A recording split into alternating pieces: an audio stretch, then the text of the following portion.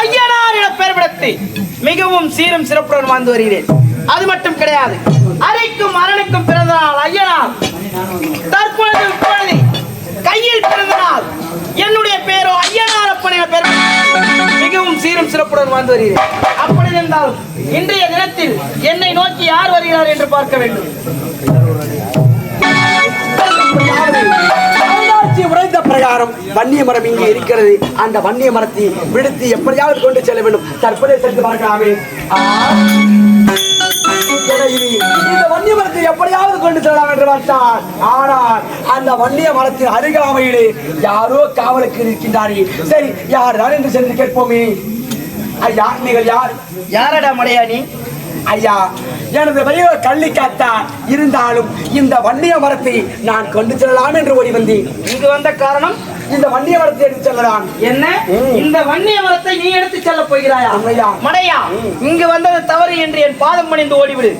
ஏனென்றால் இந்த வன்னிய மரத்திற்கு காவலாக முன்வாயற்படியில் நான் அமர்ந்திருக்கிறேன். அப்படியா? எனக்கு இருந்த கட்டளையின்படி நான் அமர்ந்திருக்கிறேன். இந்த வன்னிய மரத்தை நீ எடுத்து செல்ல வேண்டும் என்றால் உனக்கும் எனக்கும் சமர். என்னுடன் சமரில் வெற்றி காண்றால் இந்த வன்னிய மரத்தை நீ எடுத்து செல்லலாம். அடடே, உங்களிடத்தில் சமரிலே நான் தோற்றுவிட்டால் அந்த வன்னிய மரத்தை என்னால் கருத்தால் கூட தொட முடியாது. ஆமா, அப்படி நான் வெற்றி கண்டு விட்டால் இந்த மரத்தை நான் கொண்டு செல்லலாம். இதுதானே? ஆகட்டுமே. அந்த 12 பகை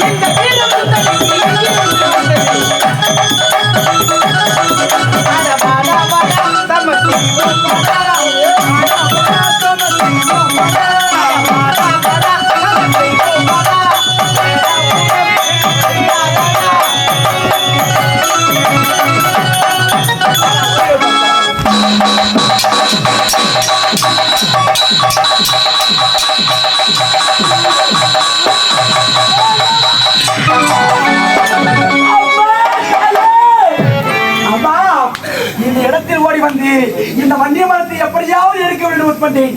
ஆனால் சமரியை நான் தோற்று விட்டேனே அம்மா. என்னை எப்படியாவது காப்பாற்றுங்கள் அம்மா.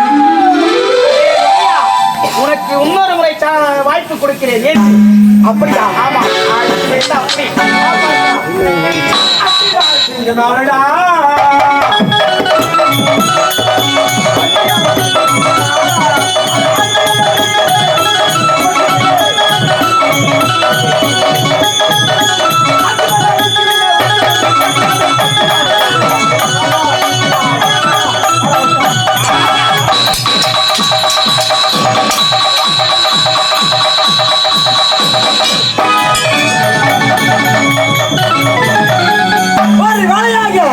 எப்படியோ இவரை வெற்றி கண்டு விட்டோம். இருந்தாலும் சென்று வண்டிய மரத்தை எடுக்க வேண்டும். அப்படி ஆனந்தமாக ஆண்டவா.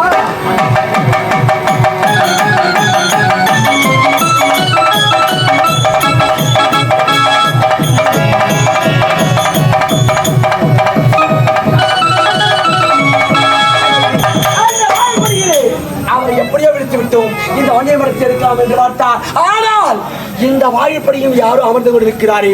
சரி, சென்றுதான் பார்ப்போமே. அவரை வெற்றி கண்டு விட்டோம். இவரை வெற்றி காண்பதா எளிது. சென்றுதான் பார்க்கலாமே. வருகின்ற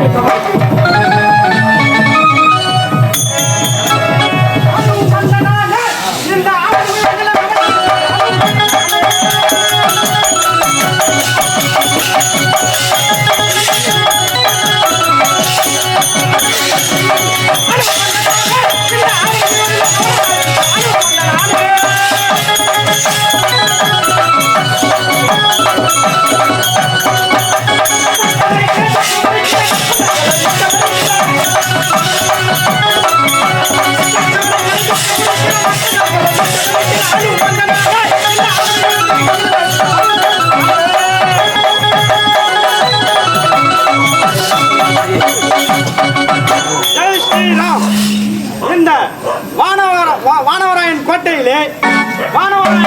இந்த வன்னிய மரத்துக்கு காவலாக என்னை அமர்த்திருக்கிறார்.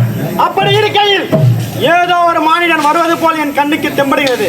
அரட்டவனை ஒரு கை பார்க்கிறேன். எப்படியோ வந்து விட்டோம். அவங்க சென்று பார்ப்போமே. சுவாமி சுவாமி, நான் எதற்காக ஓடி வந்திருக்கேன் தெரியுமா? இந்த வன்னியவர்கள் எனக்கு வேண்டும். நான் யார் எங்கிருந்து வருகிற சந்தேகமா? சுவாமி, எனது நாடோ கள்ளி நாடு. எனது வயதோ கள்ளிக்காத்தான். இருந்தாலும் எனக்கு என்னுடைய தாய்க்கு ஒரே ஒரு நாள் நாளித்தை கட்டி ஒரே ஒரு நாள் கும்பாபிஷேகம் செய்து அந்த வன்னிய மரத்தை அடைய வேண்டும். ஆகையினால் இந்த வன்னிய மரம் எனக்கு வேண்டும். நீ கூறுவது வேடிக்கையாகவும் இருக்கிறது, விந்தியாகவும் இருக்கிறது. அப்படி என்றால் வானவராயனானவன் இந்த வன்னிய மரத்துக்கு காவலாக என்னை அமைச்சிருக்கிறான். அப்படி இருக்கையில் எனக்கு இந்த வன்னிய மரம் வேண்டும் என்று நீ கேட்கின்றாயே, அப்போது நான் காவல் இருந்தால் அதுக்கு என்ன காரணம்? சுவாமி, இதோ பார்க்கிறா, எனக்கு தெரியாது. என்னதான் இருந்தாலும் இந்த வன்னிய மரம் வேண்டும். உனக்கு வன்னிய மரம் வேண்டும் வேண்டும் முடிந்தால் என்னோட சமன் செய்து அந்த வன்னிய மரத்தை எடுத்து செல் பார்ப்போம். நானேதான் சவரில் வெற்றி கண்டு விட்டால் இந்த வன்னிய மரத்தை கொண்டு செல்லலாம். தாராளமாக ஆகட்டுமே. ஆகட்டும்.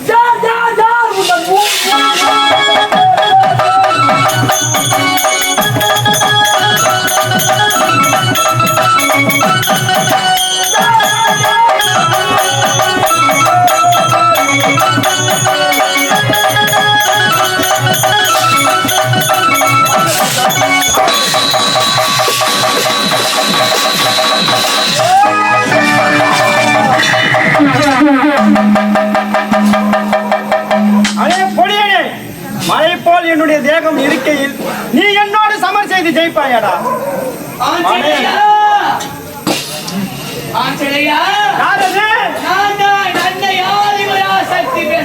தாயே கூறுங்கள். என்னுடைய மகன் தான். அப்படியா? எனக்கு ஆலயத்தை கட்டுவதற்காக வந்திருக்கின்றார். அவனை தடை செய்யாமல் அவனுக்கு வழி விடுவாயாக. அப்படியா?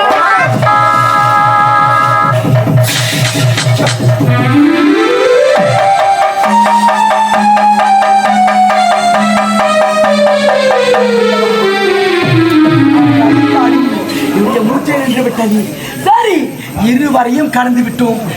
கடந்தாலும் இந்த வன்னிய மரத்தை எப்படியாவது இன்னும் சிறிது நொடியை கொண்டு செல்ல வேண்டும். தற்போதே வன்னிய மரத்தை நோக்கி வருகிறேன். ஆண்டவா,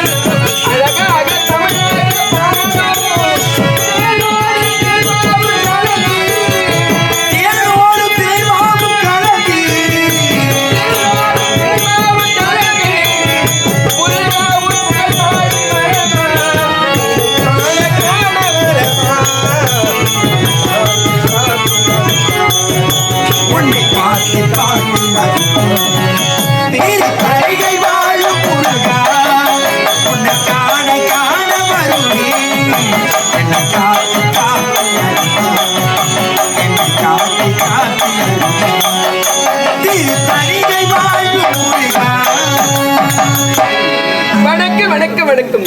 இது எந்த நாடு? இதுதான் வானவராய கோட்டை. என் கணவர் பெயரோ வானவராயன். ஒரே ஒரு மனைவி, ஆசை மனைவி, அன்பு மனைவியாக விளங்கக்கூடிய எனது பெயர் தான் வீரவல்லி. என பெயர் பெற்று சீர சிறப்போடு வாழ்ந்து வருகிறேன். தினந்தோறும் என் மாமாவை பார்ப்பது வழக்கமே. மாமா